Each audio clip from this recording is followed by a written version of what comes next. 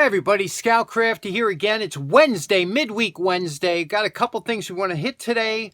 This weekend, the past weekend, I went to the flea market real quick, and it was cold. It was actually snowing at the flea market, so it wasn't a big turnout. But you always pick up something. You know, if you look around, you always pick up something. I picked up a couple things. One thing I want to talk about, I picked up something that the gentleman that was selling it had kind of no idea what it was. It was an American flag that was bundled up on his table, and I just saw the end of it, and I pulled it out and looked at it and said, you know, what are you asking for this? And I got it for $15, and let me show you what it is. Tell me if you can recognize what type of flag this is. And here it is. I'm standing in front of it so you can get some kind of size. You can figure out how big it is. You can see the size of this flag. It's pretty big, right? Okay, so this flag is about twice the size of your average 3x5 flag that we homeowners would fly. This is 9.5 feet wide by 5 feet high, and this is typically known as a interment or burial flag, or a flag that you would drape over a casket. Now, it is the same size as a storm flag, one you might see flown on a military base. They have a garrison, storm, and post flags on a military base. And but this would be, if it was a storm flag, would be usually of a nylon material or polyester. Cotton is basically usually reserved for the burial flags, things like that. So this gentleman didn't know what kind of... Now, you can fly these. It is okay to fly a ceremonial burial flag or a casket flag because they are in proper proportions. However, the cotton flags don't usually fly too well, and they're more for display, things like that. Now, you could see here, other than the fact that it was wrinkled up and things like that, but it is in decent shape. There's a small little hole in the one corner, maybe where it was displayed, but you could typically wash this flag and then press it, and it would make for a beautiful display flag or wall flag, but it is a big one. Now, many times you'll see these flags folded in a traditional triangle fold and given to the spouse of a military person that has passed away. After it has been taken off the coffin has been lowered into the ground, they will fold it up and give it to the spouse of the person that has passed, the military or the son or daughter or something like that, and then they're usually kept like that. But sometimes you'll see these come up in some kind of sales or anything, so you know, it's obviously you don't want to discard it, but it's always something to look for. This is the company, Valley Forge Flag Company. They're still in business, and they make a lot of high quality flags, and this is where that one. Now, if you're looking for a flag, I wouldn't recommend that size for your average homeowner. It's very hard to handle for one person, very hard to fold up, to take down. 3x5 is a good size if you're looking for one for your home, and you have a 20-foot pole or 15-foot pole. That's a good size, 3 foot by 5 foot, but one that big is kind of hard to handle, especially a cotton flag. You know, it doesn't fly well because it's so big and heavy. Next up, at the same flea market, I picked up an auto wrench, something I haven't done in a while. I paid for $1 for it. Let's check it out. Now, this is an auto wrench. Normally, I like to customize these because they're inexpensive, kind of useless wrenches. But you know what? I just like them. I always have. So this one here is different because it is a Ford. Now, this was given with usually the Ford, probably the Model A's and things like that, as a part of the toolkit. And you could see here, it's a standard auto wrench that they had. These were, you know, kind of low quality just to get the job done. And but this one wasn't used or beat on because they were made from a softer metal that, you know, would usually mushroom out around the jaws. They really weren't well-made tools, but they're fun to play with. You'll never use this. Trust me, you'll never use one of these things because just the way they are. But they, like I said, they do make a nice restoration project. This one here had the little toggle on the back for getting into the plugs, the recessed plugs that had that little square hole in it that you can remove from. So that's what that's made for. And you know, it was typical. You can see here, let's run it through the wire brush, take a look at it. Okay, now we just went over it a little bit just to get under the patina to see what this thing looks like. And as you can see, Oh, geez, this is some of the worst pitting I have ever seen on one of these wrenches. And again, the rust hides everything, doesn't it? That's what's great about patina. That's why guys love it. It don't show you how bad your tool is. Oh, geez, look at that. Every single part of this tool is horrible. Just horrible. The lettering is all off. It's going to be this one's a difficult one. Normally at this point, I would toss it, but you know, I already made the commitment here. You see here, this has that pin that we don't like. We always like a screw is preferred.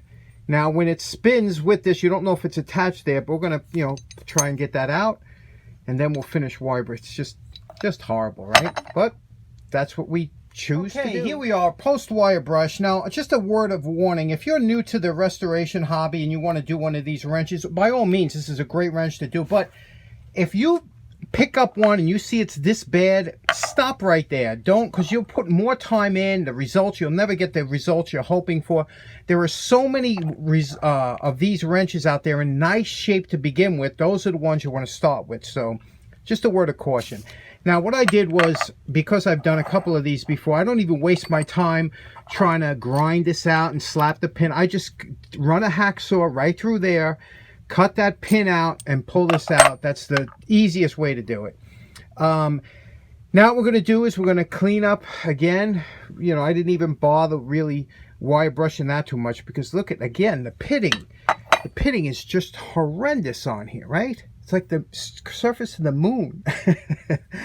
But anyway, we're going to try and see what we can do with this, make it a somewhat presentable wrench, and now we're going to go with my favorite part, the grinding wheel, and just go to heck with this.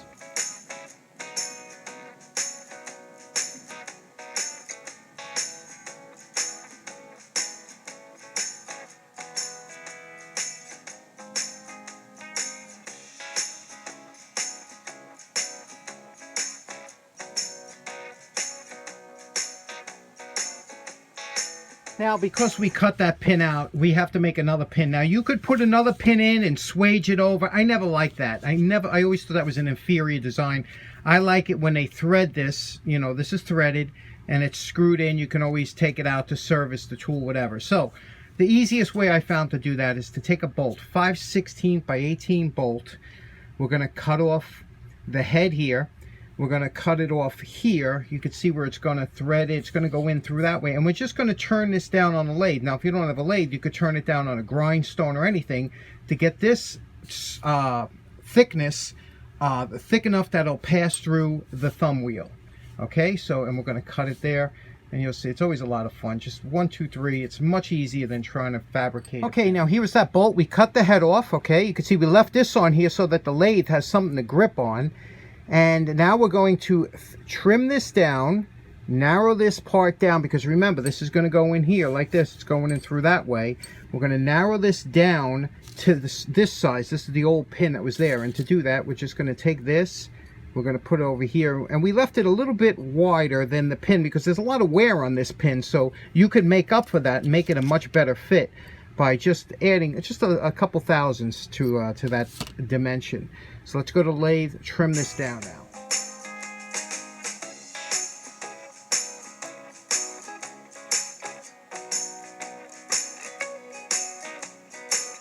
Okay, here's our primary pin fit. You see that's in there. This will go in there. And now we can start taking this down.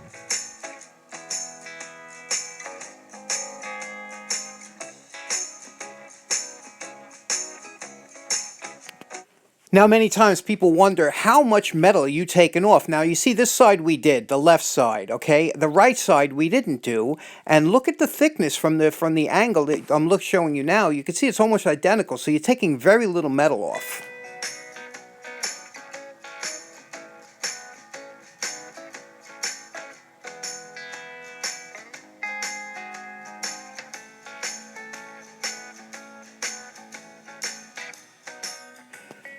Now, you know my favorite part. Remember what this Ford Auto Wrench looked like before we started? And we're calling this project done. You know, every once in a while on this channel, we need a good makeover, right? We need a really crappy tool to turn into something nice. it's good for the soul, right? And let's take a look at this if we can for a second. The beauty of this wrench. Now remember, these aren't great operating wrenches, but just the lines of it. And this one here, let's take a look at what we did here. We took it down to a satin finish, got rid of most of the pits and everything in here, okay, all the way around the top, the back. I did a little something different here. I tried to flare the edges down a little bit to make it look a little bit more, doesn't that look nice? It just looks like it's been in your pocket for a while. And for the inside here, now normally I do colors, but with this wrench, because it's a Ford wrench, I use shellac. And shellac always, because of the alcohol in shellac, it tends to darken some of the steel a little bit. And it's just that little gray, that off gray on there, just looks beautiful. Now, remember the pitting, right? That was on all of here, and it's just, now you know this feels buttery smooth in the hand, right? You know, and you know the back here, and just a lovely wrench. I'm a fan of the Auto Wrench. Have been since the beginning. Never used them, but I just love the look of them, and it's what a great little restoration project. Let's see how it works. Try it out. I think we're maxing out this Littlestown Vice that we did a while back, but here we have it set up here. Let's see how this works. Put it on here. Give it a little. Oh yeah, has a nice feel to it. Slips on. There's a nice tightness to it, and it comes off and on to the nut. It's a good operating wrench, but again, we never use these. You know, it's funny. Just now, I used these clamps to tighten down the vise onto the bench, and I've always hated these clamps. Do you know? And I have so many different types and styles of clamps, as you know, but these are my least favorite clamp. Every time I use them, it bothers me. I hate this whole thing with this bar here, unless it's opened up like this, and this grip is too small, and it's not big enough, and it's just a horrible. I don't know. I know some guys out there like them. And this thing is always, you know, when it finally does grip, it's just horrible. If ever you're in the market and you don't have one of these and you're thinking of getting one, hold off. Okay, hold off. This here, these quick grip clamps, the old ones, especially here, these were back and when Vice Grip were, I don't even know where these were. These might have been USA because they were like 20-something. These things are fantastic. I mean, they clamp, they stay tight, easy open and close. Just wonderful. One-handed operation, no problem. These things, nightmare. They might cost $2. They're worth every bit of $2 compared to maybe $10 or something. But these quick grip Vice clamps are fantastic. I know they're made overseas now. These older ones are very desirable. If you see these at a flea market with the black bar, pick these up. These are definitely this here is the DeWalt version, nowhere near as good as the original quick grip. The DeWalt version, obviously overseas made, and it works. It's the same principle, same design, but it you know, they don't have the same, I don't know, the same strength, or I don't know what it is. The bar, everything looks similar. They look very, but these are definitely better. So if you find these 00546, if you find that at a flea market or something, grab them. You won't regret it. Okay, so in closing, that Auto Wrench was a lot of fun. You know, very satisfying to see something that you don't think is, even when I'm doing it, I say, I don't know, this one's pretty far gone. But they come back for some, and the steel polishes up so nice on those things. Anyway, hope you enjoyed today's project. Hope you have a great day. Take care now. Bye-bye.